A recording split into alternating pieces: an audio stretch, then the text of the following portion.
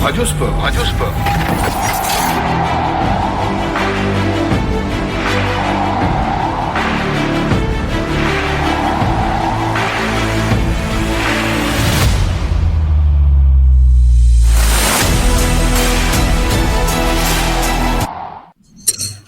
Bonsoir à tous, bienvenue au Vidam, juste derrière la porte de la Villette et le Club France pour une nouvelle grande émission, comme à la maison ici au Vidam 34 rue de Cambrai dans le 19e arrondissement.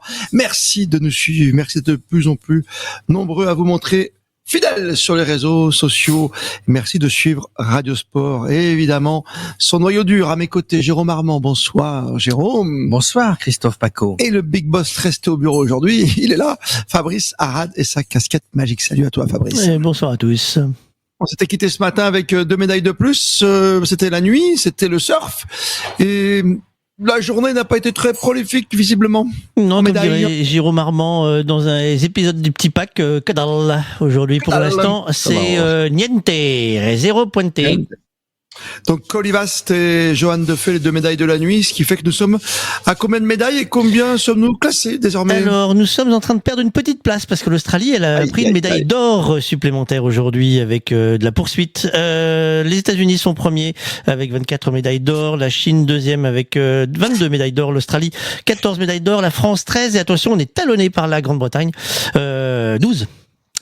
Ah oui, quand même. C'est chaud. Ouais. C'est chaud, très très chaud. Il faut qu'on reste dans les 5, bien sûr. L'athlétisme, on va revenir avec la très belle victoire de Gabriel Thomas sur le 200 mètres en 3000 mètres steeple.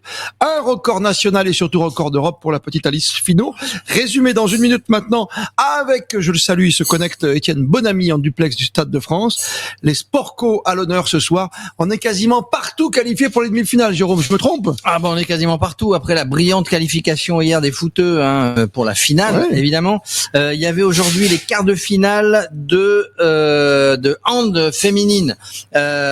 Donc la France, logiquement, s'est imposée 26-23.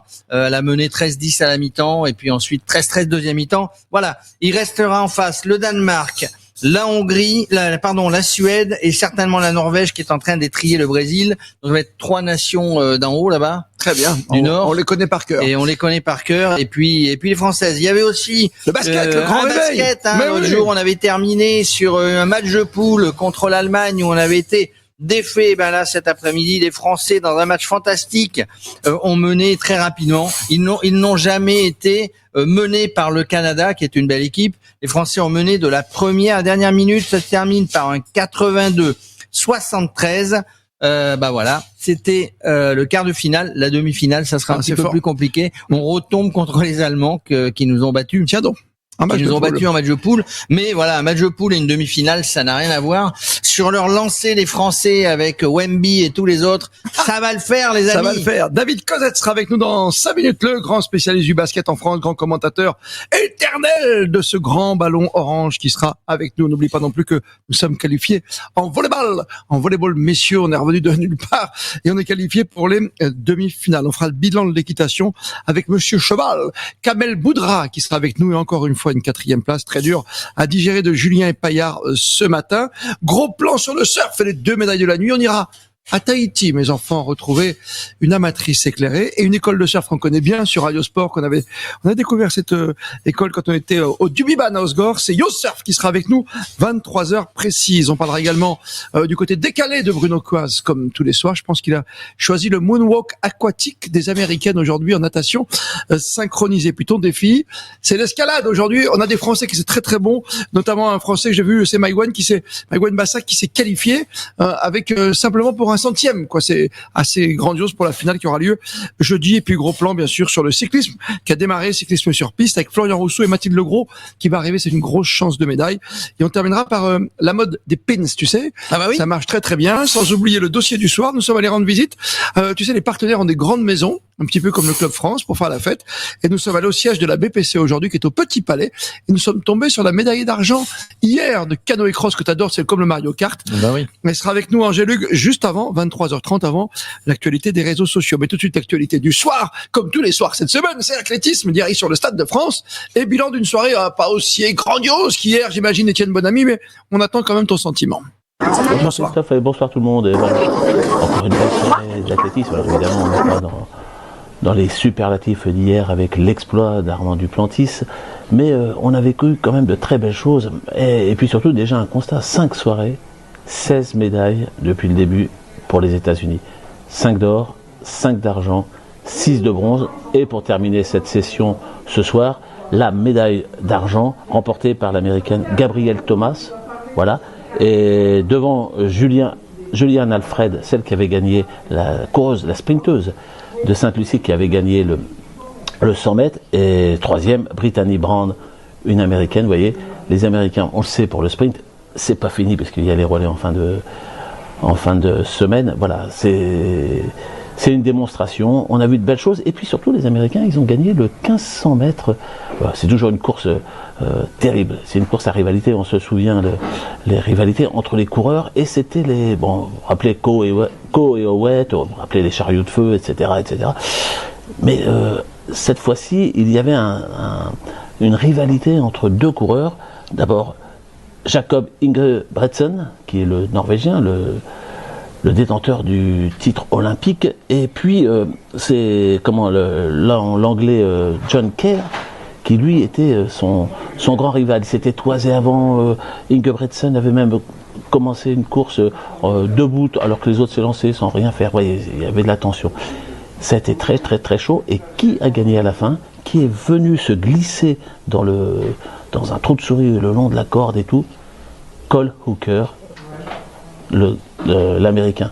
Ça a été une vraie surprise. C'était un gros choc. Voilà, ça c'est pour les surprises étrangères qui sont attendues, parce que évidemment tout ça c'est bien loin devant, bien plus efficace que notre athlétisme national.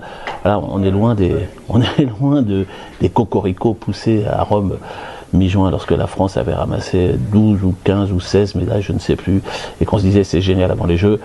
Ce n'était que les championnats d'Europe, et les Français les avaient courus à fond. D'autres grandes nations européennes s'étaient gardées pour ces Jeux Olympiques. Donc on sait depuis les déboires qui sont arrivés, avec notamment le forfait de Kevin Mayer. Mais je retiendrai quand même, parce qu'il faut être optimiste, je retiendrai quand même deux points très positifs. Le premier, c'est Louise Maraval. Louise Maraval, elle a terminé deuxième de sa série du 400 mètres haies, et c'est pour la première fois une Française va être en finale du 400 mètres haies olympique. Et elle a réalisé le deuxième temps. Donc c'est vraiment cocorico. Elle avait couru le 4x400 mètres mixte en tout début de session. Et juste après la finale, elle avait filé, elle était passée en zone mixte, elle n'avait pas voulu parler en disant je me prépare, j'ai une grosse course et tout. Elle a tenu parole, et c'est vraiment son objectif, puisque elle sera en finale du 400 et peut-être une chance de médaille, un podium, ça serait extraordinaire. Et puis l'autre bonne surprise de la soirée, c'est Alice Finot, qui au 3000 steeple a terminé 4e. Alors ça a été terminé dans une ambiance incroyable, parce qu'elle est remontée pour faire un final, pour terminer derrière les trois Africaines qui loin derrière, notamment la Bahreïnie qui a gagné. Je dis africaine parce qu'elle est africaine, mais elle court pour le Bahreïn, et elle a fait une remontée incroyable. Alice Finot, elle est 4e, là aussi c'est la meilleure place pour une Française, et elle était toute à sa joie. Donc elle a été faire un tour d'honneur, ovationnée par ce public qui soutient toujours les Bleus, quoi qu'il arrive, qu'ils soient bons ou pas bons, lâchés, il les soutient. C'est ça aussi qu'il faut retenir, les Américains qui font la razzia, et les Français qui se battent. Voilà, on sait qu'on n'a pas une grosse équipe de France, mais ils veulent faire honneur à ce public qui les soutient tout le temps. Bonne soirée à tous.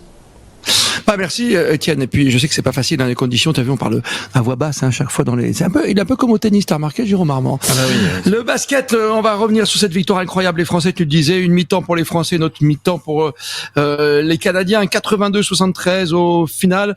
Wemby Koussika, un gros Fournier. Oui, on a été toujours devant au score. Vraiment devant les deux premiers cartons. Les Canadiens sont revenus un peu. Ils ont un peu recollé sur le 3e, voire le 4e, mais après, en finale, les Français se sont détachés. Ils sont détachés et ils ont réussi à tenir quand même, parce qu'ils se sont fait reprendre presque à 6 points à un moment.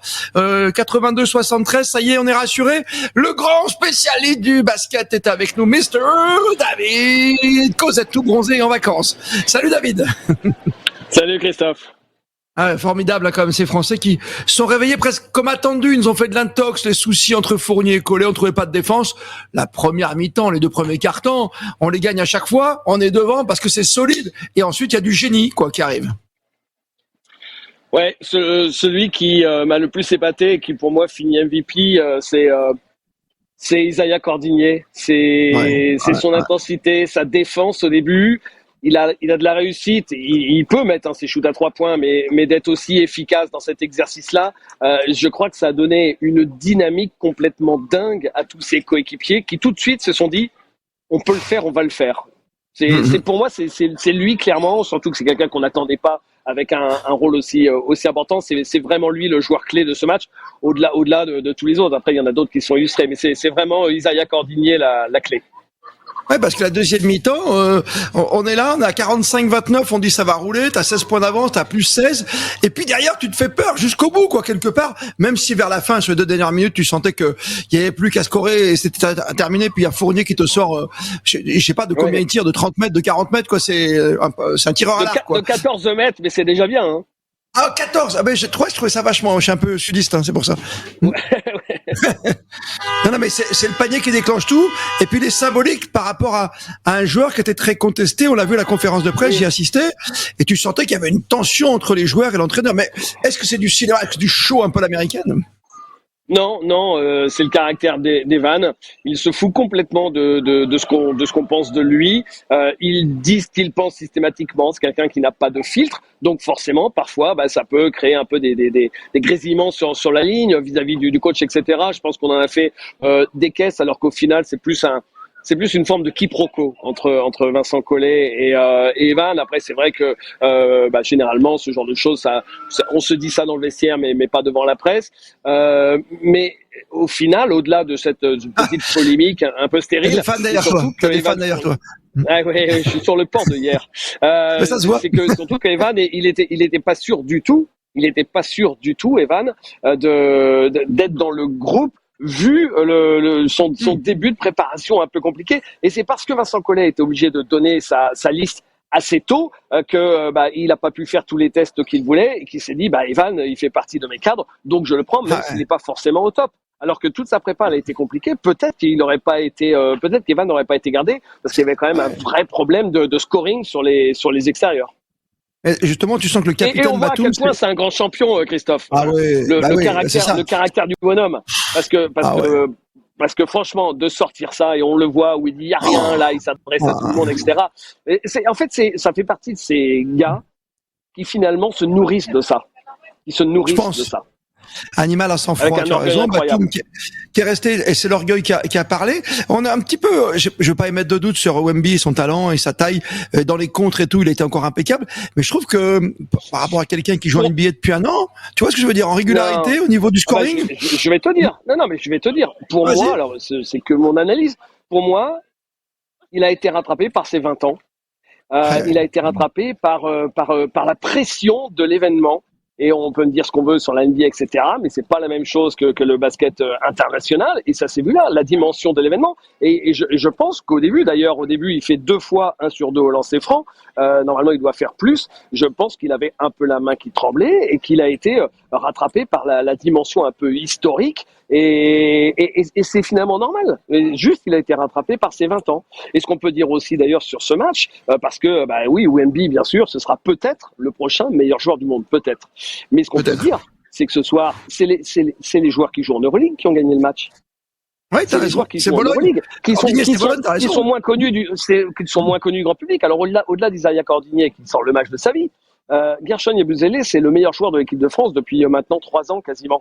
Alors il est moins connu que les joueurs NBA, mais il joue quand même au Real Madrid, il est champion d'Europe avec le Real Madrid, c'est l'un des tout meilleurs joueurs à son poste en Europe, et l'autre c'est Mathias Le Sort, ça fait juste 2 fois qu'il est élu meilleur pivot de l'Euroleague. Et c'est ces mecs-là. C'est ces mecs-là qui, à l'armada de joueurs NBA en face, ont gagné le match.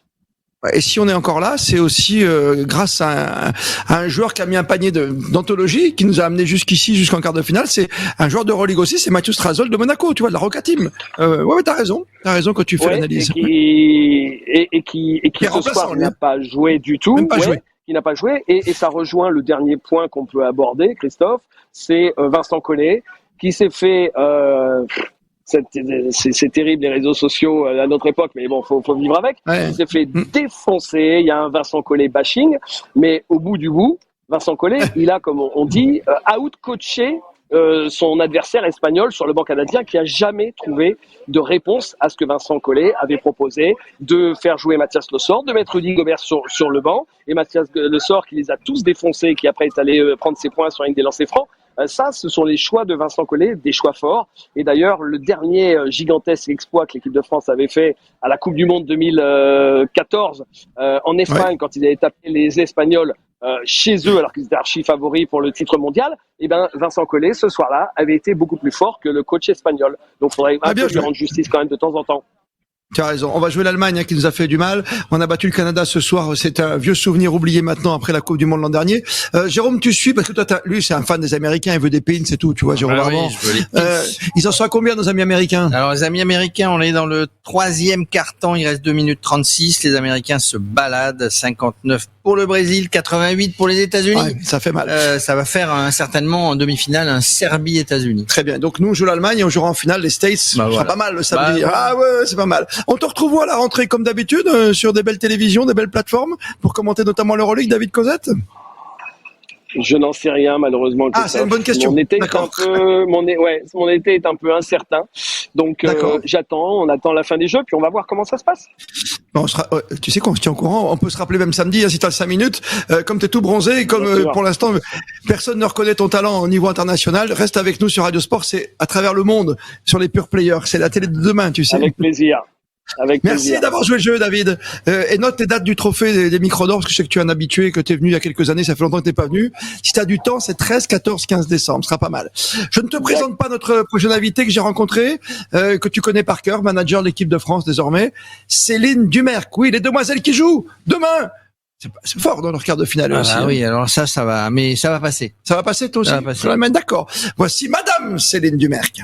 Céline, ça y est, on est en quart. C'est une première partie du pari, mais là, il faut aller jusqu'au bout maintenant. Oui, mais déjà, on est ravis d'avoir fait ce transfert de Lille à Paris. Et puis maintenant, le plus dur s'annonce. Comme on a eu l'occasion de le dire, c'est voilà, les compteurs sont remis à zéro et pour continuer l'aventure, il va falloir gagner ce match face à l'Allemagne. Donc à nous de tout donner. Il y en a des France-Allemagne, c'est vrai en ce moment. C'est vrai qu'en ce moment, ouais. Est-ce qu'on les gagne tous? C'est pas sûr. Mais on peut faire justement pencher la balance de notre côté, quoi. Donc, mais en tout cas, ça sera pas un match simple. Peu importe l'adversaire, les quarts de finale, c'est jamais des matchs faciles. Elle est belle cette équipe? La nôtre?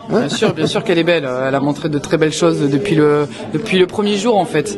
À la préparation, comment les gens se sont investis dès les premiers jours. Donc rien que ça, c'est vraiment top.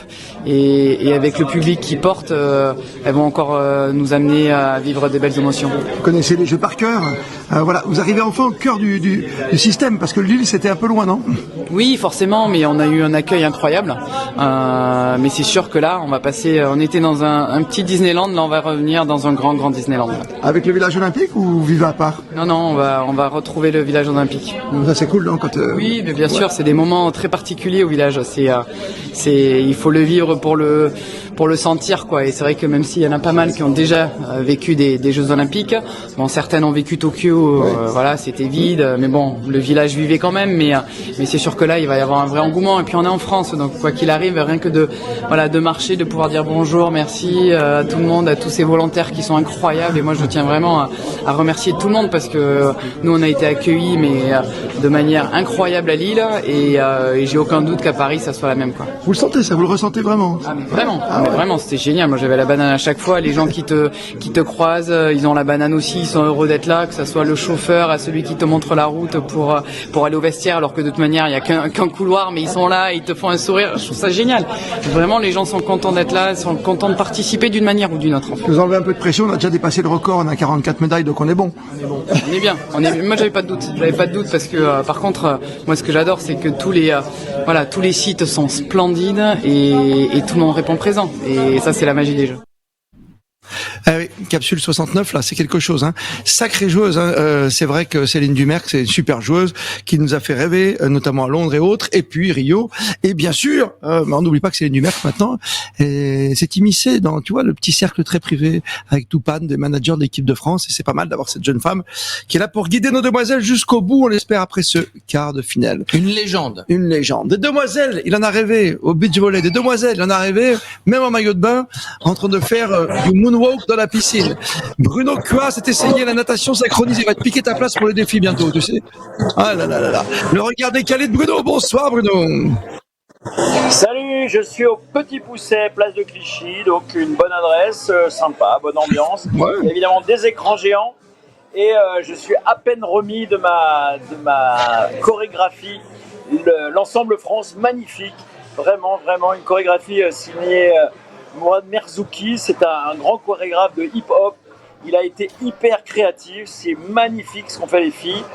Et évidemment, comme toujours dans ces sports de notation, on est un petit peu resté sur notre fin au niveau des notes. C'est-à-dire que l'équipe de France termine maintenant 5e à l'issue de la 2e journée. Il y aura une 3e journée demain, qui est la partie acrobatique.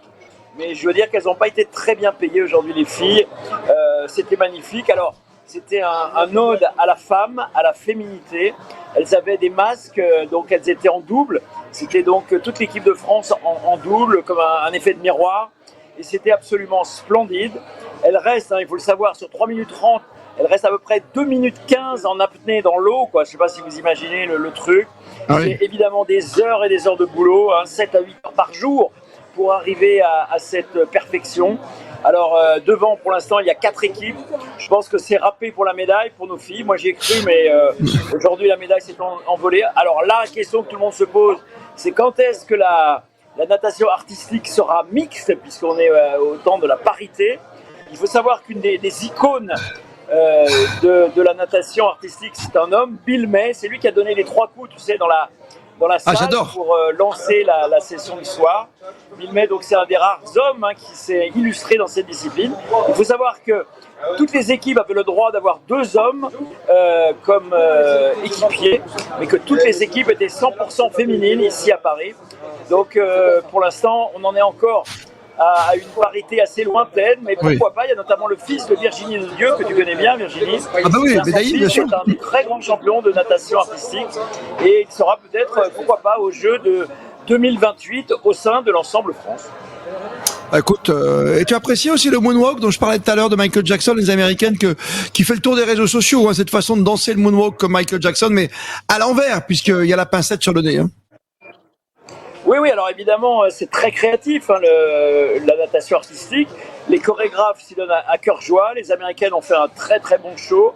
Mais franchement, la palme de l'émotion, c'était l'équipe de France. Parce qu'il y avait vraiment un message, il y avait vraiment quelque chose qui était exprimé. Et j'ai été étonné de voir toutes ces spectatrices, soyons clairs, qui pleuraient, mais qui pleuraient à chaudes larmes. On a failli faire déborder la piscine, imagine-toi. Et donc, c'est quand même une sacrée performance. C'est quelque chose. Peut-être pas sportive, peut-être artistique, mais c'est vrai que dans ces sports de notation, on se perd un peu dans les différences entre les différentes équipes. Ah, c'est le problème. Merci Bruno Cuas, magnifique sur son arbre aujourd'hui, perché, après le record à 6,25 m d'El Mondo, t'es magnifique. Et tu sais quoi Bruno, on va envoyer, je pense, Jérôme nous faire un petit coup de pincette, non Bah oui. Dans le bain, nous faire une démonstration, parce que maintenant on a le droit de prendre des hommes en même temps. Ah bah oui, donc, mais en plus, je crois Virginie de Dieu dont on parlait, je crois qu'elle habite sur Aix en Provence. Mais bien bon, sûr. Je veux pas descendre. Et moi, j'en étais resté à Muriel Hermine. Muriel Hermine. Que j'ai revu dans un grand cabaret qui faisait un numéro avec, tu sais, une petite piscine. Voilà, je crois que c'était en haut des Champs-Élysées. Je crois que c'était au Lido qui avait une piscine comme ça. Elle avait fait un spectacle dans sa reconversion. Une petite sirène, bien sûr. Parmi les belles choses, l'émotion pour un sacré champion olympique. 5e fois qu'il est médaillé olympique, qui décroche la médaille d'or. C'est le lutteur cubain Millán Lopez qui vient donc d'obtenir un titre olympique pour la 5e fois consécutive.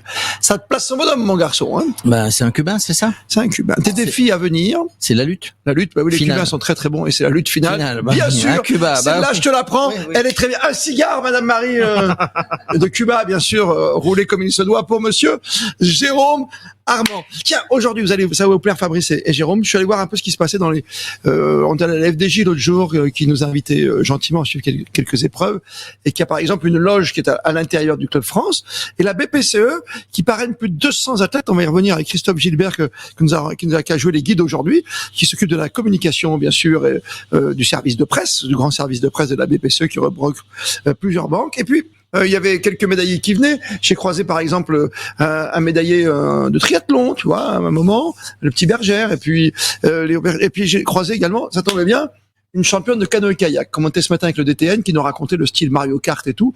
Je me suis dit, on va suivre la demoiselle, on sait jamais. Voici notre reportage de la mi-journée.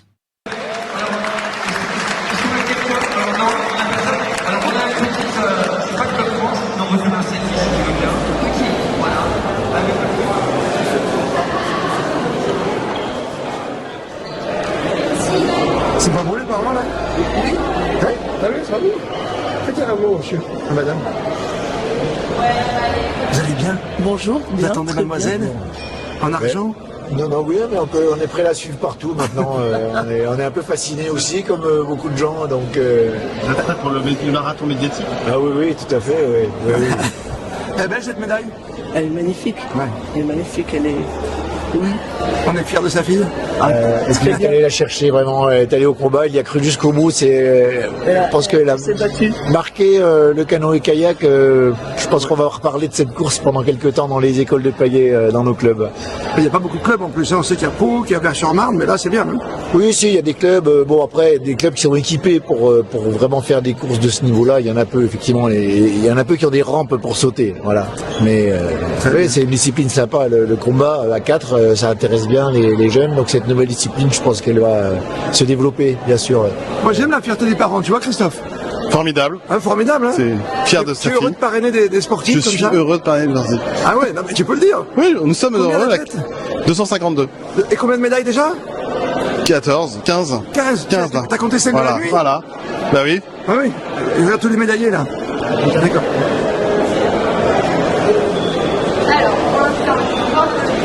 Et là, ici, on est où? On est au Petit Palais, c'est ça? Au Petit Palais? Ouais. Petit Palais du sport. Ah oui, carrément. BPCE. Et j'ai bien vu, on a filmé, il y a les Jeux Olympiques et les Jeux Paralympiques, t'oublies pas. Il y aura les Jeux Paralympiques, toute la saison, toute la durée des Jeux. Quoi. On sera là tout le temps. C'est magique quand même les Jeux. Il y a un esprit différent? Il y a un esprit joyeux, festif, et tous les athlètes viennent nous voir et c'est un bonheur. Et on a 133 athlètes qui sont qualifiés. Comme les parents, hein, bien sûr, d'Angèle. Et puis, il y a aussi il y a des clients qui viennent tout simplement. Il y a des clients, il y a des sociétaires, il y a des entreprises, des PME. Tu me présentes la médaille d'argent? Angèle, Hugues, médaille d'argent. Bonjour. Bravo. Canoë, cross. Ouais, c'est ça. En kayak cross, du coup, la nouvelle discipline qui fait son apparition aux Jeux de Paris. Quel effet ça avait d'être ici là en médaille d'argent aux JO de Paris? Bah forcément en France à la maison je suis super fière, franchement je suis trop contente d'avoir ramené ça pour la France, d'avoir enfin ma médaille dans le compteur des médailles, donc c'est que du bonheur.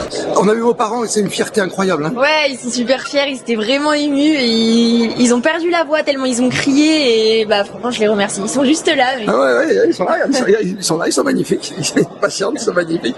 Bon, j'étais avec le DTN ce matin qui est très heureux, qui comparait votre discipline à du Mario Kart. Oui, en effet, il y a eu plein de comparaisons. Il y a eu Mario Kart, aussi Interville. C'est vrai qu'on rigole beaucoup là-dessus. C'est vrai que ça peut ressembler un peu à Mario Kart avec les bouées vertes et rouges. Ça ressemble un petit peu. C'est un peu ça finalement. En tout cas, on s'amuse autant voire plus que dans Mario Kart. Alors, on vous regarde au départ, vous êtes sous votre casque avec vos yeux comme ça perçants de tous les côtés, les quatre.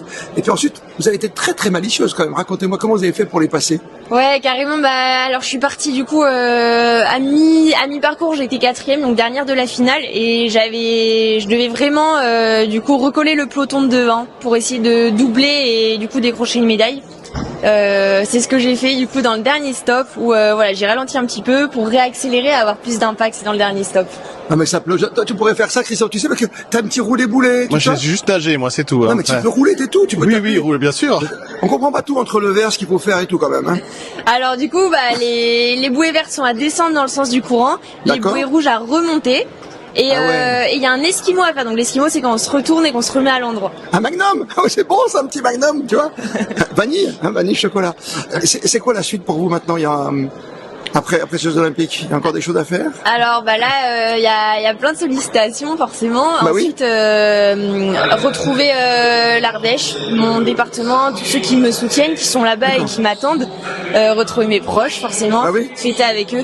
Et ensuite, début septembre, il y a encore des coupes du monde. Et c'est pour ça. Voilà. Vous êtes où en Ardèche? Vous êtes près de Val-Esclébin, d'Aubenas, d'Entraigues? Près de Privas.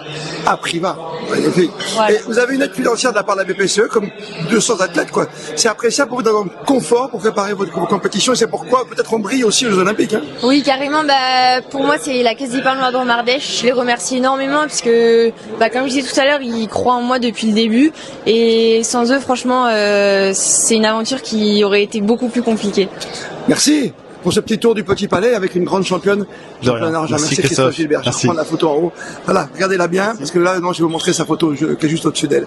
Merci la médaille d'argent. Merci à vous en tout cas. Regardez comme c'est beau là, cette médaille. Hop, là, c'est magnifique.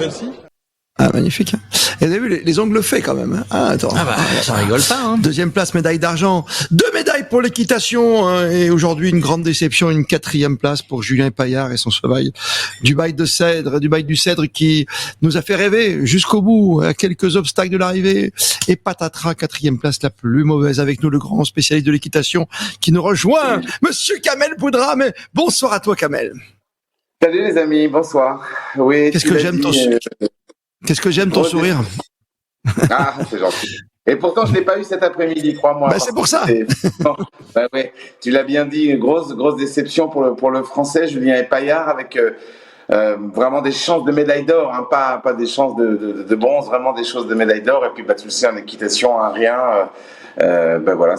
Ça tombe. Alors, tu sais que ce qui était en plus extraordinaire, c'est que Julien Paillard, qui est normand d'origine, avait 2 chevaux entre guillemets, parce qu'il a eu une jument qui s'appelle Caracol de la Roque, qui est née en Normandie, qui était sous selle américaine, une jument qui a été vendue il y a 2-3 ans pour ces Jeux Olympiques de Paris 2024, et il avait la jument dont il est ni le propriétaire ni le naisseur, mais qui était évidemment sous sa selle.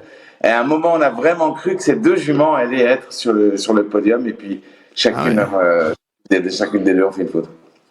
Il touche à peine, quoi, quelque part, mais il peut pas faire autrement. Il est haut, cet obstacle, hein, quand même. Il touche juste avec le devant de son corps, le cheval? Oui, alors d'abord, c'était un parcours qui arrive en toute fin de Jeux Olympiques, hein, parce qu'il y a déjà eu ce qu'on appelle une Coupe des Nations, la compétition par équipe. Il y avait déjà 2 parcours. Ensuite, on est encore dans la sélection individuelle, donc c'était l'ultime parcours. Pour te donner une idée, d'habitude, il y a 13, 14 sauts. Là, il y en avait 19. C'était vraiment ce qu'il y a de plus difficile. Alors c'est des sauts difficiles, mais tout à fait faisables par les chevaux. C'est plus le décorum, hein, des obstacles qui peut surprendre, l'emplacement. C'était extraordinaire dans le cadre, hein, ça tu l'as vu. Mais il y avait des obstacles qui représentaient la culture française, qu'elle soit culinaire, qu'elle soit de la musique. Il y avait des obstacles qui représentaient par exemple la porcelaine de Limoges ou plein de choses. Donc ça pouvait aussi surprendre un tout petit peu les chevaux. Et tu as des chevaux qui, par surprise, peuvent regarder un tout petit peu l'obstacle et de fait se déséquilibrer un tout petit peu. Ça, si tu regardes un peu ce qu'il y a par terre, tes épaules ont tendance à aller dans la direction du sol. Tu crois D'accord, tu crois que de voir la Tour Eiffel, de voir l'Arc de Triomphe, ça peut bloquer? J'ai vu par exemple qu'il y a un cheval, je sais plus quel équipage c'était, qui avait refusé la rivière, quoi, quasiment à un moment. Mais ça, c'est pourtant il y a des rivières, il y en a. Oui, ça c'est assez courant. Alors ce qui est plus surprenant pour les rivières, parce que tu prends cet exemple, une rivière sur une piste en herbe, d'accord, comme on a à la Baule par exemple, c'est-à-dire que le sol c'est une grande pelouse. Les chevaux trouvent ça très naturel. Ça ne les surprend pas. Sur un sol blanc, comme c'était là, c'est du sable.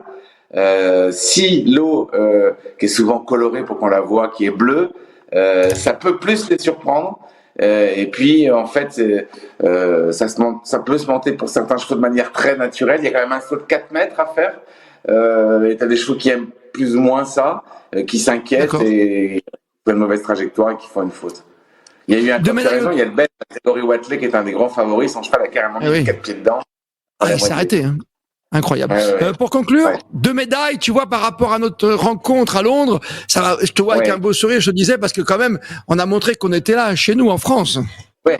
Alors, tu sais que depuis qu'on s'est vu à Londres, on a quand même glané 3 médailles, dont 2 en or à Rio. Ouais, ok. Ouais. Quand même, à Tokyo, ça a été, en tout cas pour le concours complet, assez efficace. Alors, ce qui est certain, c'est que le concours complet, le triathlon des sports équestres, c'est lui qui a commencé cette compétition début de semaine dernière. C'est toutes les Olympiades une médaille. Là, on a eu par équipe la médaille d'argent, mais c'est à chaque fois une médaille. Donc ça, c'est presque une sécurité pour l'équitation française. Et puis on a quand même 2 médailles, effectivement, l'argent par équipe. C'est bien. Le contrat rempli, je crois, mais on espérait un tout petit peu mieux. Et comme tu le sais, pour les autres sports, c'est pareil, une petite normal. On a perdu. On est déjà quand même à 48 médailles. Je te remercie encore une fois d'avoir accepté de jouer le jeu avec nous sur Radio Le Sport. Avec plaisir, je t'ai revu l'autre jour dans nos amis de Sport en France qui rediffusent maintenant le petit pack. T'étais vraiment bon dans ce jeu. Incroyable, avec la lettre E avec équitation, t'étais très très bon. Merci Kamel Boudra. À très vite. Merci pour ces belles médailles. De Versailles, Jérôme, à Tahiti. Il n'y a qu'un pas. Voir un océan. Un océan, oui. Tu la connais parce que et Fabrice aussi, tu vas la reconnaître tout de suite parce qu'elle a été toujours pour nous d'un réconfort incroyable. Elle s'occupe de la communication chez nos amis d'Orange. Bien sûr, à l'époque, c'était France Télécom quand on s'est connus. Et Cécile est avec nous. C'est notre amatrice éclairée ce soir. Elle aime tellement le surf qu'elle est partie s'exiler là-bas d'un coup d'avion pendant le Tour de France. Bonsoir, Cécile. Bonsoir. Alors, pour moi, c'est le matin, donc je commence ma journée. Voilà, bonsoir à Paris. Bonsoir à Paris. Voilà. Dis-moi, il doit y avoir une ambiance de dingue. C'est comme on a vu même un champion en or chez nous, français Colivas, qui monte même sur le podium sans chaussures, pieds nus, tu vois, et une médaille de bronze comme Johanne Defay, bien sûr. Absolument. Alors c'est ça la chose étonnante, c'est qu'ils sont pieds nus, ils sont d'une simplicité, et puis c'est pas juste Kaoli, juste un Français, c'est un Polynésien. Et il est chez lui et on a eu très très peur puisque Vainé, malheureusement Fierro a été éliminé et on souhaitait vraiment qu'un Polynésien pousse cette vague et il a été là au rendez-vous avec quelques journaux titrés le tube de l'été et oui, t'as raison. Il nous a régalé et franchement c'était pas gagné pour lui parce qu'en face il y avait des gros et impressionnants surfeurs notamment comme Medina. Mais voilà, mais oui, c'est un pays entier qui vibre derrière lui, l'enfant du pays comme on dit. Et puis c'est historique puisque le surf date depuis simplement Rio. Donc eh bien, on a pu monter on a vu Kaoli le récompenser et être aux plus hautes marches. Et c'est la première fois que la Polynésie est aussi mise en valeur. Avec quand même, n'oublions pas, parce que Johanne Defay a fait une allusion aux conférences de presse, avec un niveau du surf féminin aussi qui monte fortement et qui a aussi été très agréablement surprise des résultats et ça a été formidable. Voilà, donc, c'est génial, Cécile. Johanne Defay quand même qui a été blessée. Johanne Defay qui était blessée, qui a porté un casque pour disputer cette médaille de bronze. Et Kaoliva, je crois que Kaoli, ça veut dire vague aussi, c'est ça? Le prénom? Alors, si tu sais maintenant parler tahitien ou polynésien, t'as pas encore appris? Ah, t'as pas encore appris? Ah, mais bravo! Voilà, alors j'ai côtoyé évidemment depuis 15 jours des Polynésiens, ils ont tous une signification leur prénom et en fait en effet ça doit dire on dit à petite vague, à vague, petite vague je crois, rivière, voilà, donc en tout cas je pense qu'ils vont fêter ça largement et puis ils vont se rendre compte ils vont se rendre compte aussi, mais bon, je crois que derrière il y a une compétition, l'US Open derrière, donc beaucoup sont repartis très vite, les non qualifiés dans cette phase finale. Mais c'est un peuple d'ailleurs qui a, comme disait Barbara, donc la directrice Barbara Martins-Nio, ils ont su tenir un certain point de vue sur l'environnement, et ils ont quand même toujours été conciliants, ils ont avancé ensemble, donc c'est quand même une très belle réussite. Tu as raison. En tout cas, voilà. le surf à Tahiti, ça et de Teahupo'o, ça a été une immense réussite. Ben merci Voilà. d'être avec nous. Si tu veux, regarde, juste une petite seconde et je te libère. On va essayer d'établir la connexion avec la ville jumelle qui est j'allais dire chez nous, qui est en métropole. C'est Osgore. C'est Osgore. On était pendant le rugby en direct et on avait rencontré Yo de l'école de surf. Yo Surf. On va essayer. Ah ben tu arrives pas à mettre les deux, Fabrice. On aurait pu mettre les deux, mais je vois que Yo est en pleine forme. On embrasse Cécile qui est là-bas sur place, qui a de la chance. Je crois que tu connais en plus Teahupo'o, toi. T'as déjà surfé là-bas, Yo? Oui. Ouais, salut Paco. Merci Cécile d'avoir été avec nous. On te fait plein de bisous là-bas et profite évidemment de ce spot extraordinaire. Bye bye. Je fais un gros bisou à Osgore parce que je sais qu'il y avait un juge qui connaît très très bien, le juge français Thierry Vidal. Et puis il y a beaucoup de photographes là-bas, donc j'embrasse Osgore à plein baiser, voilà. À plein baiser, bah bravo Cécile. Bonne nuit, bonne journée à toi. Ah mais ça y est, vous êtes ensemble, tu peux rester, vous êtes ensemble. Fabrice qui gère l'émission évidemment avec ses mains d'artiste a réussi à vous connecter. On est entre Teahupo'o, c'est quand même pas mal, et Osgore. Comment t'as ressenti ça, toi, Yo? Elle vient de nous raconter un peu ce qui s'est passé, cette fierté polynésienne, quoi, ces garçons qui vont sur le podium pieds nus. T'as aimé évidemment, Yo? Ben moi en fait j'étais là-bas à Tahiti pour toute la préparation un petit peu de l'équipe de France tout au début.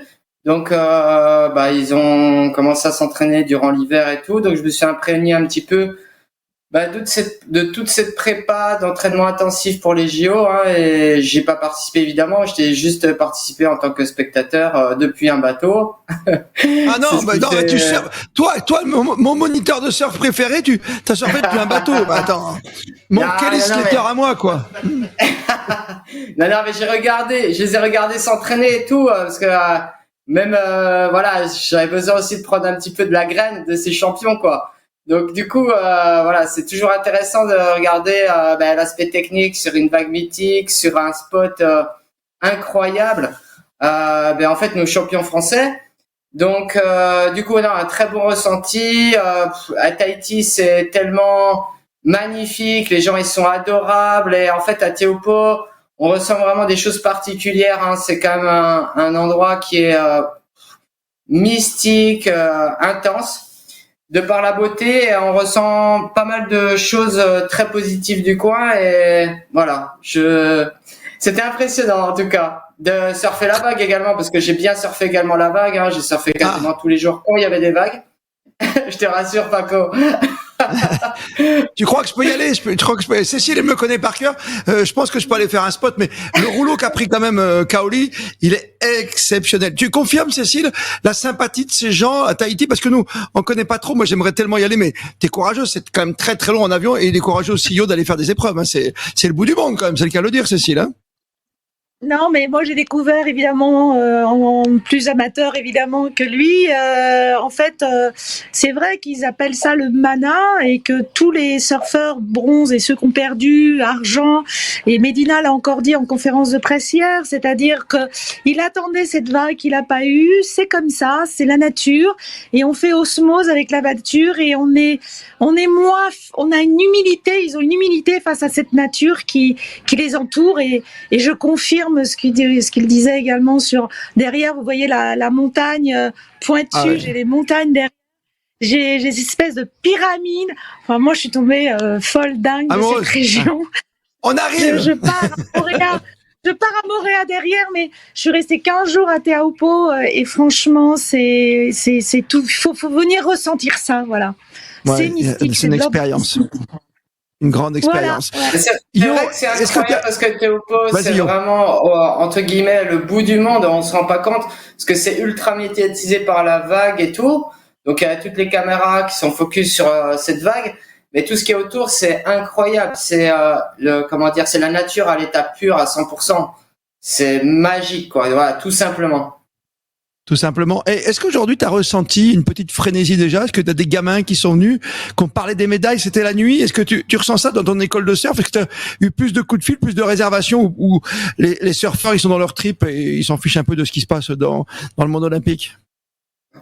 Ce qui se passe un petit peu là, c'est par rapport à Tahiti, le décalage horaire, c'est hyper compliqué de suivre la compète, tout ça. c'est dur. Après, les replays à la télé et tout, ça passe vraiment, mais furtivement, hein, c'est ultra rapide. Donc, en fait, je pense que c'est plus les personnes du milieu du surf, en fait, qui vont regarder les replays, peut-être ne pas dormir de la nuit pour suivre les séries et tout. Mais voilà, c'est ça, là, sur le coup, avec le décalage horaire, c'est un peu compliqué. C'est vrai qu'il n'y a pas beaucoup de monde qui en parle. Même si, fou, surtout les images sont magnifiques, quoi. Mais je pense que c'est vraiment dû au décalage horaire. Oui. Il y a quand même eu, je pense, la photo du surf, la photo de Jérôme Braillet, avec Médina Air, qui fait le tour du monde. Et moi, j'ai eu énormément de contacts, d'appels pour cette photo en disant on l'a vu, etc.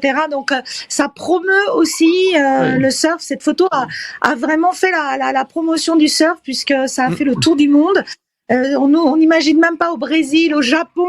Enfin voilà, il n'y a pas qu'en France, puisque nous ici, il a été absorbé d'une vague de contacts. Voilà, cette photo a participé à la belle fête. Donc toutes les planètes étaient alignées parce que pour le surf, la photo, les médailles. Donc c'est top pour le surf. Hein. Vive le surf. Et pour conclure, je crois, tu aurais quand même pu mettre ma photo parce que j'ai la même photo moi. Ouais, c'est vrai que. Médina. Ah non, je suis allongé. Je suis allongé sur la planche, oui.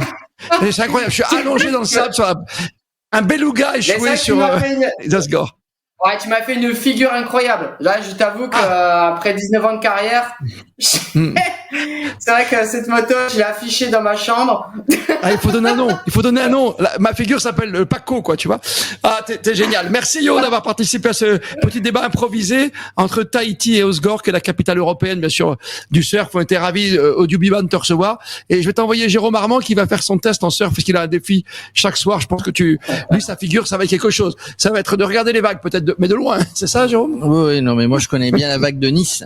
Ah, toi, tu es Bryce, toi. Ouais, et Igor d'Osgore, tu t'en souviens plus? Génial. Plein de bisous, merci Cécile. Vite fait une petite dédicace à Thierry Vidal, qui était mon coach à la Fédération Française de Surf, qui était juge pendant les JO, donc passez-lui le bonjour. C'est comme ça. C'est comment le geste? Vas-y, Yo. C'est comment? Vas-y, fais-moi le geste. Voilà. Vive le surf. C'est un grand moment ce soir sur Radio Sport. Merci, vous êtes des amours. Yo Surf et Cécile, plus qu'une amatrice éclairée ce soir avec nous. C'était un pur bonheur de vous avoir connecté entre Tahiti. On a bien voyagé. Et Osgore. Ça nous a rappelé des souvenirs de Dubiban, toute son équipe qu'on salue. Les glaces romanes. La glace romane. Ça, c'est bon, la glace romane, hein? Près du magasin Havaianas, c'est ça? Oui, Havaianas. C'est génial. Toi, t'étais le roi des petites soquettes, toi. C'est pas des soquettes, c'est comment t'appelles ça? C'est quoi? Non, les Havaianas, c'est comment ça? C'est des tongs. Des tongs. La danse des tongs. Tu avais un défi, tu vas pas y échapper. Non. Tu avais un défi aujourd'hui parce que l'escalade, c'est génial. T'as vu quand même les démonstrations d'escalade, la vitesse? En 5 secondes de grimper un rocher. Oui, alors ça, c'est l'épreuve de vitesse, hein. Il y a 3 épreuves, hein. Mais la vitesse, c'est vraiment impressionnant. C'est 1 contre 1. Et, c'est celui qui, top départ, c'est celui qui arrive le plus vite, au sommet. Et on a un Français qui est qualifié pour la grande finale de jeudi, il s'appelle Bassa Maïwen. J'ai regardé sa montée. Il a gagné pour 1 centième. Un petit centième.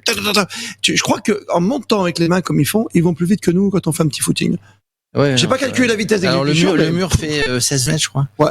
Je dis ça parce que tu allais essayer. Alors moi j'ai été essayer. Mais t'as pas pris le mur olympique? J'ai pas pris le mur olympique. J'ai pris quand même un mur super difficile. Il faut savoir que dans toutes les fan zones, hein, dans tous les fan zones qu'il y a sur Paris, sur Versailles et sur toutes les villes qui accueillent un site, il y a des animations sportives. Et moi j'ai été me balader déjà pour vous présenter la fan zone devant l'hôtel de ville de Paris. D'accord. Et évidemment, il y avait un mur d'escalade. Et donc ça t'a démangé. Ça m'a démangé. Mais après je te raconterai une histoire, mais 10 secondes à la fin.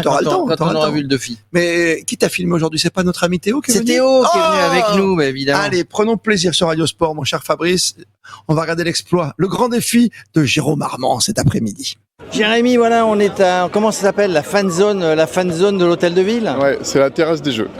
La terrasse des Jeux. Alors, la terrasse des Jeux, combien de bon, il y a des sports paralympiques, des sports olympiques, combien de personnes par jour? Alors, en simultané, on peut accueillir entre 2500 et 3000 personnes en même temps. Mais par contre, sur toute la journée, on a du flux, on a des gens qui restent toute la journée, d'autres qui passent que quelques heures. Donc au total, on est entre 25 000 et 30 000 personnes par jour. Donc ça fait quand même, si on multiplie par 15 jours, t'es bon en calcul mental, 30 000 par 15 jours, 3 fois. Par 15 jours, ça fait 450 000. 450 000 à peu près, c'est ça. Il est fort, Jérémy. Alors, comme il est fort, tu sais, moi j'ai un défi aujourd'hui. Ils m'ont lancé un défi. Je dois aller escalader. Il y a un mur d'escalade ici? Ouais, il y en a un qui est juste derrière, donc on peut y aller si tu veux. Bon, tu sais qu'on y va? Allez, c'est parti. Et si j'y arrive pas, tu dis rien, on va faire. Non, je suis sûr que tu vas y arriver. Bon, Jérémy, ça y est, on est arrivé devant le mur d'escalade. C'est plutôt une animation pour les enfants. Je vais le tenter, hein, mais. Ouais, alors le mur il est pas très haut, il est à 2,90 m. Mais non, il fallait dire qu'il était à 15 mètres. Il est à 15 mètres, Jérémy, ok? Il est à 15 mètres, Merci, Jérémy. C'est surtout d'initier les enfants et aussi qu'ils découvrent de nouveaux sports. Donc c'est pour ça qu'on a voulu aussi proposer un mur d'escalade dans la programmation. Il y a beaucoup de clubs d'escalade à Paris, parce que le but des Jeux Olympiques, c'est aussi amener les gens à faire du sport, et puis qui plus est sur des sports olympiques et paralympiques. Ouais, c'est ça. En plus aujourd'hui, on a un Français qui s'est qualifié en finale, donc c'est le bon jour pour tester l'escalade. Allez, j'y vais. Ça y est, c'est parti, Paco. J'y vais, regarde. Le mur d'escalade.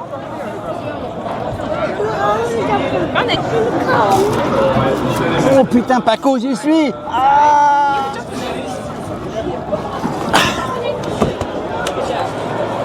Paco, je suis le meilleur. Ah ouais. Tu me l'as fait à l'envers. Même les enfants, ils vont plus vite que toi. Mais non, c'était pas l'épreuve de vitesse. Mais c'était quoi? Bah t'as vu, 16 mètres quand même. 15 mètres. 16 mètres. Tu habites où toi? Marseille? Marseille, quoi. Je demande l'avis du jury. Voilà. Fabrice, est-ce que tu as vu 16 mètres toi? No comment. Voilà, c'est une honte. Tu sais que c'est une émission sérieuse. Je t'amène à Tahiti, je t'amène faire du cheval. Et tu as le plus grand commentateur de basket dans cette émission. Tu as Étienne Bonamy qui a failli s'endormir au Stade de France. Donc si tu veux, tu as quand même l'émission la plus écoutée dans le monde. Et toi, tu me fais un 16 mètres qui est 1,5 cm et demi, quoi. Le défi. J'ai été bon. D'ailleurs, ils veulent que je revienne pour faire les animations. Ouais. Juste pour terminer, parce que moi je connais bien l'escalade. Mon fils Michael, avant de faire l'audiovisuel avec nous, etc., il tenait un magasin avec sa mère et son beau-père, un magasin d'escalade qui s'appelait la Maison du Grimpeur. C'était rue Pigalle. Rue Pigalle. Voilà. Ça s'invente pas, la Maison du Grimpeur. À Pigalle, je vais y arriver. Pardonnez-moi. C'est un moment d'égarement. Il faut monter très haut sur la piste pour pas en tomber. Tu sais ce que c'est? C'est le cyclisme sur piste. Tu as remarqué que quand tu roules, on a parlé justement avec David Savary dans Sport et Tourisme qui a essayé la piste à record pour l'instant. Ça a l'air d'aller très très vite en ce début de compétition. Ça vient de débuter, les épreuves, la vitesse par équipe. On va suivre ça bien sûr avec nos Français qui sont là et bien là, et notamment le grand patron du cyclisme tricolore, Monsieur Florian Rousseau, médaillé olympique bien sûr, et grand patron maintenant à la détection et au service compétition pour nous ramener le plus de médailles possible. Écoutez Florian Rousseau. On a un potentiel très très fort dans les 5 disciplines. Sur les 2 dernières années, sur les épreuves de référence que sont les championnats du monde, on a obtenu des médailles dans les 5 disciplines. Voilà, donc sur 10 épreuves, le programme olympique au JO en cyclisme, c'est 22 épreuves. Maintenant, bien évidemment, de concrétiser le jour J, il y a une concurrence ardue, féroce en face, mais on est prêt, on est préparé, et bien sûr, on a une équipe conquérante pour réussir ces Jeux. Bien évidemment, et je reprends les propos de Christophe Laporte, il a parlé de médaille d'or, ce sont des compétiteurs, des champions, et donc on prend le départ pour gagner la course, et je crois qu'il y a cet esprit, cette dynamique de conquête dans l'équipe de France globale sur les 5 disciplines. Et bien évidemment, on va commencer avec les épreuves sur route le premier jour et on attend plusieurs médailles, c'est sûr. Appuie sur le bouton, Jérôme, parce que tu vas sur ton canapé, tu vois, l'escalade, ça t'a fatigué. Hein, ça m'a fatigué. Hein. Ah ouais. Les champions sont là, les championnes aussi. Tu me dis, Fabrice, si on a le temps, mais je pense qu'on a le temps. On peut peut-être écouter une de nos compétitrices, plutôt c'est plus joli, qui devrait nous ramener des médailles. C'est Mathilde Gros, parce que c'est une vraie grande championne. Ses ambitions, juste avant de rentrer en compétition olympique. J'ai jamais vécu des Jeux Olympiques à la maison et les seuls jeux que j'avais vécu, il y avait pas de public, pas de famille, donc ça a été, j'avais vraiment l'impression que c'était pas du tout des Jeux Olympiques, je l'avais vraiment mal vécu. Là, j'espère juste qu'il y aura un maximum de Français. Je sais que c'était pas évident par rapport aux places, aux prix, etc. Donc j'espère vraiment quand même qu'il y aura des Français. Je sais en tout cas qu'il y aura ma famille et mes amis les plus proches, donc ça déjà ça me motive et j'espère en tout cas aller à chaque fois le plus loin dans les manches pour pouvoir vivre ce ce moment de communion avec eux et je me dis que vraiment j'ai cette chance et j'ai hâte de la saisir. Lors des Jeux Olympiques, on a vraiment cette lumière aussi sur nous, mais bon, ça, je fais vraiment abstraction parce que je sais qu'au final, le 12 août, quoi qu'il arrive, ce sera fini. Si j'ai une médaille, je serai contente, ce sera pour moi. Si j'ai pas de médaille, je serai toute seule. Donc, j'essaye de profiter vraiment un maximum parce que oui, forcément, je fais partie, je pense, des personnes attendues, mais tout le monde a la pression, tout le monde a envie de bien faire et tout le monde aura les crocs. Très attendu, bien sûr, Mathilde Gros, on peut le comprendre. Vélo sans pitié, c'est vrai. Hein, Jérôme Armand, ça roule très fort et toujours très impressionnant. Vous avez vu, c'était devant le château. Hein, oui, c'était devant le château. Les cyclistes sont au château. Au château dans les Yvelines, pas protégés. Loin du Vélodrome national de Saint-Antoine-Yvelines. Fabrice, Jérôme, vous avez remarqué quelle est la dernière folie en date qui date de 25 ans dans le village olympique? T'as pas remarqué les champions, ce qu'ils ont autour du cou sur leur badge? Non. Ah oui. Tu as vu, toi, Fabrice? Oui, mais il faut que je recherche. Je suis en train de chercher ce que c'est. Oui, les petits pins. Les pins. Oui, les petits pins. Mais il faut que je cherche resté aussi. à la mode pour les Jeux. Ben cherche et tu me dis quand t'es prêt alors. Parce que moi je voulais te parler de pins. Parce que c'est vrai, j'ai connu ça. Mes premiers Jeux Olympiques c'est Barcelone. Je sais pas qu'est-ce que c'est arrivé, mais il y a une mode qui est arrivée et je vois que dans le village olympique. Donc on est allé mener l'enquête. On va retrouver dans un instant quelqu'un qui est, pour l'instant je crois qu'en tête dans le petit pack, c'est Florence Masnada, qui est avec Jackson Richardson, qui est le grand patron du village olympique, s'occupe de tous les athlètes par rapport aux relations presse. Florence qui était double championne notamment olympique et du monde de ski. C'est terminé pour le basket au fait par rapport à nos Français. Oui, c'est terminé pour le basket et en parlant de pins, puisque les pins ont dû être inventés aux États-Unis. Ils ont mis un sacré pins, les États-Unis, 122-87 contre le Brésil, 35 points, pas photo. Donc la Serbie contre les États-Unis en demi-finale et l'Allemagne contre la France. Très bien, t'as retrouvé notre pins préféré? Eh ben, fais-toi, j'ai un défaut sur le fichier, il veut pas s'afficher. Un défaut de pins. Ben, on le mettra demain, c'est pas grave. C'est, comme on dit chez nous, c'est pas daté, parce que c'est une folie. Et on en reparlera avec Flo. Ça lui fera de la publicité. C'était 3 fois ce soir, Florence Masnada. Il est 23h25. Il est donc grand temps de retrouver le top 5 de Jules qui va se connecter, lui. J'espère que ça a bien fonctionné. Jules, notre stagiaire de l'été, qui ne fait pas que les cafés, je le rappelle, parce que nous, c'est une méthode différente à Radio Sport. Même pas une photocopie. Il a la carte de Géo, tu sais. C'est un grand entraîneur, Jules, qui avait ça dans son bureau. Entraîneur légendaire, équipe bourguignonne. Tu rentrais dans son bureau, il y avait cette carte. Giroud. Voilà. Toujours la vieille carte, mais la vieille. Le bureau de Giroud, tu verras, tu peux te renseigner, c'est la vieille carte de France, des années d'après-guerre, tu vois. Ton top 5 aujourd'hui, ce que tu as remarqué, évidemment, ce qui a le plus buzzé sur les réseaux sociaux. Bah, déjà, on va voir un tweet qu'on a peut-être tous vu. C'est l'histoire d'une jeune fille qui était interviewée par un média et qui attendait Léon Marchand pour avoir un autographe. Donc voilà, une très grande fan.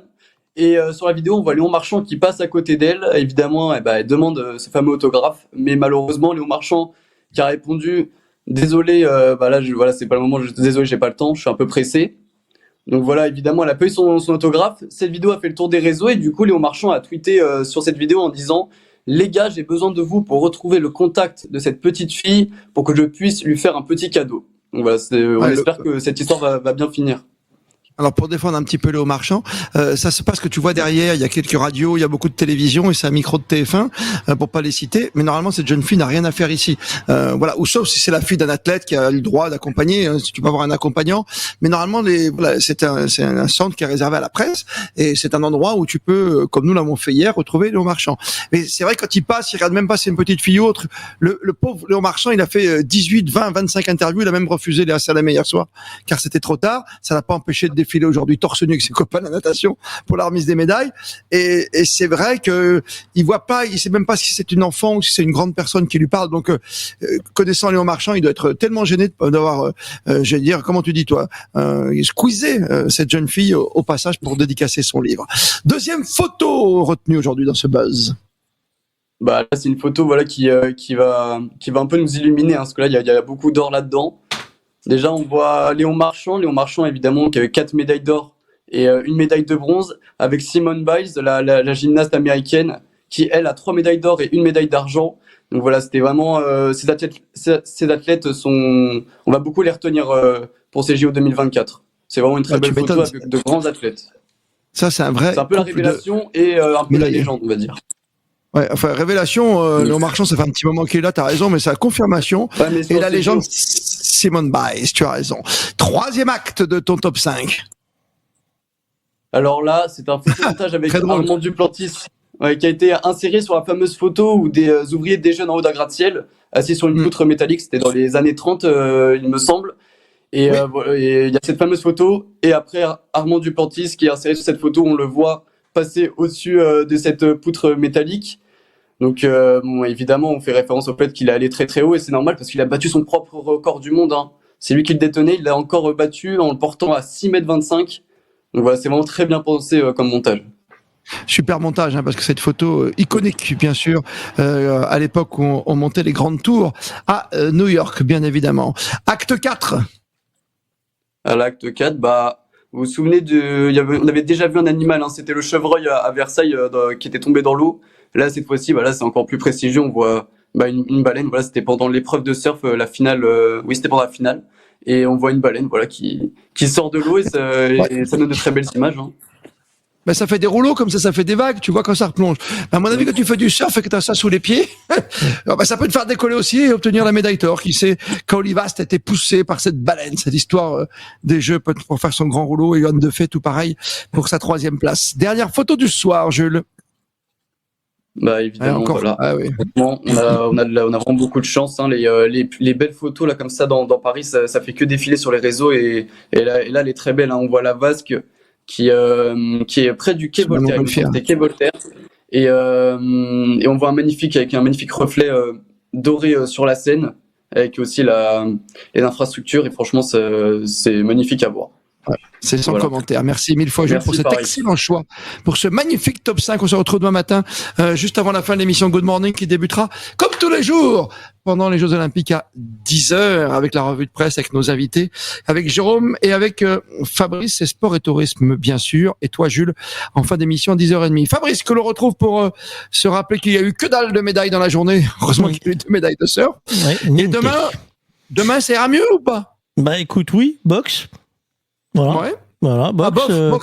Non, boxe. On a du handball demain. Ça peut continuer se rapprocher de la zone médaille. L'athlétisme avec la finale du 400 mètres hommes, mais pas sûr que ce soit chez nous ça. Mais il y a le programme qui est assez divers et des surprises, parce que vous le savez maintenant, tout peut arriver dans un sens comme dans l'autre pour les JO. On l'a vu aujourd'hui. Ouais, mais bon, c'était pas une journée, on avait coché, il y avait de la qualification dans l'air pour le handball, pour le basketball. Donc voilà, c'est juste une histoire d'avancer et on va capitaliser parce que si on continue comme ça, si on passe la demi, il y aura un match pour la 3e place, tu peux envisager des choses et puis demain, tu l'as dit, mais demain, avec la boxe. De l'or, moi je le dis, oui, on va le dire tout de suite, c'est de l'or demain, Ouais. Puis demain, tiens, on fera un gros plan sur le tennis de table parce que c'est la frénésie, c'est la folie avec les frères Lebrun qui vont jouer leur quart de finale. On essaiera de passer un petit coup de fil si tu veux bien au président de la fédération. Ça fait longtemps qu'on l'a pas entendu. De tennis de table pour voir si le ping-pong va avoir plein d'adhérents et voir ce que ça procure comme effet, l'effet Lebrun, l'effet le bronze pour l'instant. Et pourquoi pas plus, parce que c'est la médaille de bronze pour le petit Lebrun. Pourquoi pas plus dans la suite de cette compétition par équipe. On s'est régalé ce soir. Merci parce que je sais que c'était pas simple pour toi ce soir, Fabrice, notamment d'établir la connexion c'était beau, entre Tahiti et Osgore. Oh, magnifique. Quelle liaison. On a envie d'y rester. T'as remarqué la liaison? Tahiti ou Osgore? Moi, je dis chapeau, monsieur. Exceptionnel. Vous méritez un petit clafoutis à l'abricot, voire, c'était quoi ce soir? La tarte tatin, Marie. Merci, Marie. C'était formidable. Le Vidam, ce soir, qui nous accueillait comme tous les soirs. Demain, on se retrouve en direct, évidemment. 10h, Good Morning, et le soir, le grand débrief avec Jérôme Armand. Et ton prochain défi demain, c'est d'aller à la mairie de Paris. Ah d'accord. Je vais aller voir Anne. Et tu vas tester l'eau parce que les triathlètes. J'ai déjà testé l'autre jour l'eau, mais j'ai envie d'aller voir Anne Hidalgo. Prends des nouvelles parce que normalement il y a ceux qui font la nage longue distance. Ah oui, il y a la longue distance avec la compétitrice qu'on a interviewée l'autre jour. Son interview. Ah bah oui, très sympa. Petite championne. Et il faut voir s'ils auront le droit de nager. Autrement ils iront à Marseille, nage un petit peu. Ouais. C'est pareil. On a passé une super soirée. Merci de nous suivre et encore une fois d'être de plus en plus nombreux à nous rejoindre sur Radio Sport. Passez toutes et tous une belle nuit étoilé et plus que jamais, vous êtes bien sur Radio Sport. J'ai jamais vécu des Jeux Olympiques à la maison et les seuls Jeux que j'avais vécu, il y avait pas de public, pas de famille, donc ça a été, j'avais vraiment l'impression que c'était pas du tout des Jeux Olympiques. Mathilde Gros. Radio Sport.